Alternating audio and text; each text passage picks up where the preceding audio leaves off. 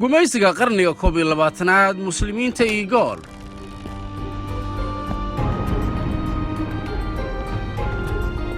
waxaa ka soo baxay culimadii iyo aqoonyahankii ugu caansanaa taariikhda islaamka Bukhari, Tirmidhi, Bayhaqi,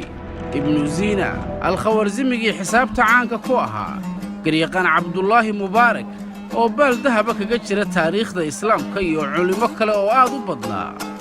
maanta assalaamu calaykum xitaa qofkii laga maqlo waxaa suurtagal ah inuu nafta u waayo. dawladda Shiinuhu waxay ku ooday xabsiyo, ciqaab iyo nolol xumo si ay uga beddesho dhaqanka, haybta iyo diinta. waa muslimiinta Turkistaan.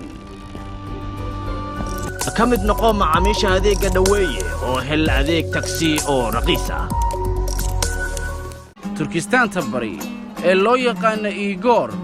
waa mid ka mid ah xaaladaha bini'aadantinimo dunida ee aan laga hadli karin, iska indhatirkeedana loo arko horumar iyo siyaasad wanaag. haddaba yay yihiin muslimiintan ay sidaas oo dhan u gumaysanayaan Shiinuhu? xaggeese ka soo bilaabatay taariikhdoodu? magaca Turkistaanta bari waxa uu muujinayaa qoomiyadda dadka ku dhaqan deegaanadaas oo ku abtirsada Turkida. ha rumaysan waayeen dadkaasi waa Turki kumanaan kun oo sano ka hor ku dhaqnaa deegaankaas, weliba qarniyo badan ka hor talada hayn jiray oo maamuli jiray boqortooyooyinkii ugu waaweynaa bariga Aasiya. dadkan Turkida ah hal boqortooyo ma lahayn ee dhulkoodu waa u kala goobaysnaa, maadaama Shiinuhu ay dab kala dhex dhigi jireen si aysan u midoobin cududdooda iyo cadadkoodu. weliba mararka qaarkood waxay hub iyo ciidan ku taakulayn jireen kooxdii ay isleeyihiin waa laga tabarroonaaday, si ay colaadda iyo khilaafku uu weligii u sii jiro. qorshahaasi waa 1500 oo sano ka hor. iyadoo xaalku sidaas yahay ayaa diinta islaamku gaartay qaar yar oo ka mid ah deegaanadaas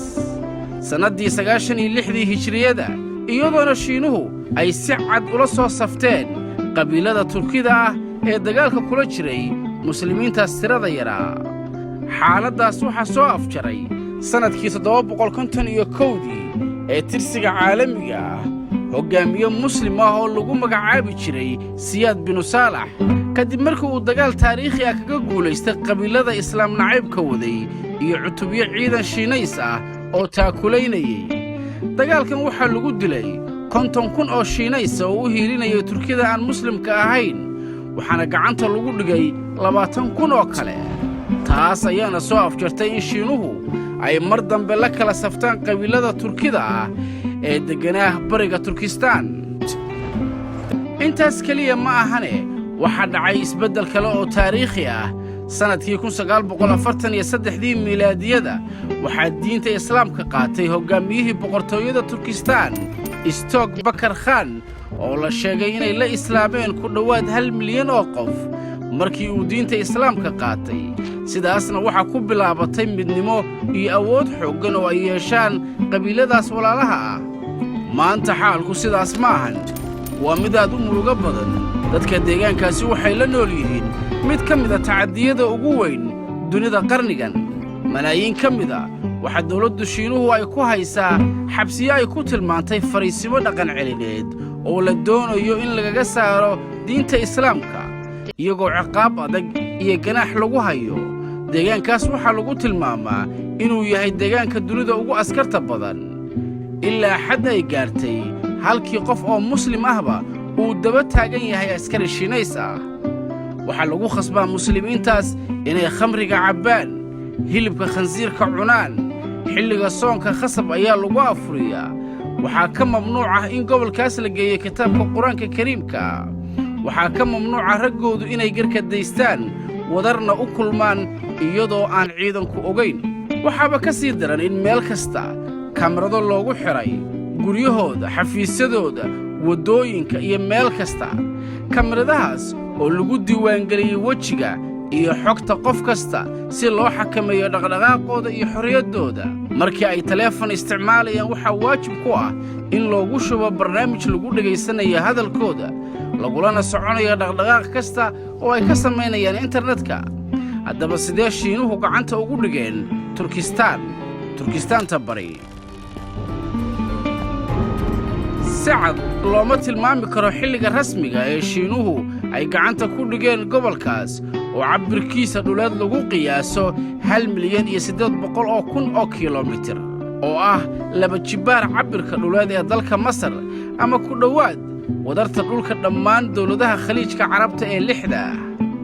sanadkii 1931 ayaa la xusaa in dadka muslimiinta ee deegaanadaasi ay sameeyeen kacdoon kadib markii taliyahoodii shiinayska ahaa uu u gacan qaaday haweenay muslim ah taasoo dhalisay inay bannaanka isaga saaraan dhammaan awooddii ciidan ee shiinaha isla markaana ay ku dhawaaqaan dawladnimo madax bannaan shiinaha ayaa markiiba u gacan haadiyey bahwadaagtoodii midowgii sofiyeeti balse waxay ku fashilmeen inay awood ku muquuniyaan muslimiinta deegaankaas oo muddo 3 sano ah ku dhammaystirtay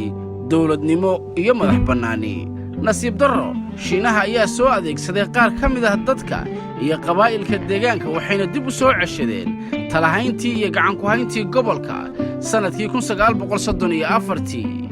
5 sano kadib waxaa qarxay dagaalkii adduunka ee labaad sannaddii 1939 taasoo horseeday in muslimiinta deegaankaasi ay mar labaad iska xoreeyaan shiinaha iyagoona markaas garab ka helayey midowgii sofiyeeti ee shalay cadowga ku ahaa hala yaabin waa xaaladda siyaasadeed iyo wejiyadeeda badan sannadkii 1944 ayay turkistaanta bari noqotay dawlad madax bannaan balse sannado kooban gudaheed ayay shiinuhu ku soo duuleen waa sannadkii 1949 iyagoo ilaa maalintaas si joogto ah gacan bir ah ugu haya dadka deegaankaas shiinaha oo garowsaday booska muhimka ah ee ay dhacdo turkistaan oo 9 dal isku xidha iyo awoodda dadkaas oo lagu qiyaaso 30 milyan oo qof ayaa qaaday tan iyo wakhtigaas tallaabooyin uu ku tirtirayo taariikhdooda durba waxaa la beddelay magacii deegaanka iyadoona loo bixiyey magac shiinays ah oo ah Xinjiang oo micnihiisu yahay gobolka cusub waa qorshe uu gumaystuhu ku xalaalaysto dadka dhulkooda sidoo kale waxay u samayseen marmarsiyo ay ku toogtaan cid kasta oo dhaxalgal ah oo ka soo baxda gobolkaas iyagoona 12,000 oo haldoor ah u dilay eedeymo qarandumisnimo iyo argagixiso lagu sheegay dawladda shiinuhu waxay soo daabushay malaayiin qowmiyadaha shiinaha si ay u deegaamaystaan dhulkan taas oo sababtay in maanta ay ku dhowaad kala bar ka yihiin dadka dega gobolka turkistaan albaabada ayaa loo laabay masaajidyadii waaweynaa ee gobolka sidoo kale waxaa la mamnuucay inay si dhammaystiran haweenku isu asturaan malaayiin ka mida muslimiintaas ayaa carruurtooda si xooga looga kaxaystay si loogu sameeyo wax loogu yeeray dhaqantoosin halka ku dhowaad 3 milyan ay u xidhan yihiin dembiyo lagu tilmaamay burcadnimo iyo dhaqanxumo bartamihii bishii 7 ee sannadkan ayaa qaramada midoobay waxaa loo gudbiyey 2 qorshe iska soo hor jeeda mid waxaa lagu dhaliilayay shiinaha sida arxandarrada ah ee ay ula dhaqmayaan muslimiinta iigoor midna waxaa lagu taageerayay siyaasadda shiinaha ee deegaankaas uu kula dhaqmo waxaase la yaab iyo fajac noqotay in warqad lagu taageerayay shiinaha ay horboodayeen dawlado islaam ah gaar ahaanna waddammada carabta sida imaaraadka baxrayn qatar sacuudiga kuweyt cumaan iyo dawlado kale oo islaam ah oo waaweyn sida bakistaan halka go'aanka lagu cambaaraynayay shiinahana ay saxiixeen 21 dal oo reer galbeed ah oo ay hoggaaminayso dawladda maraykanka ingiriiska faransiiska holand iyo dalka jabaan oo 22 ku ah haddaan Soomaali nahay soo maaha inaan allaah u mahadnaqno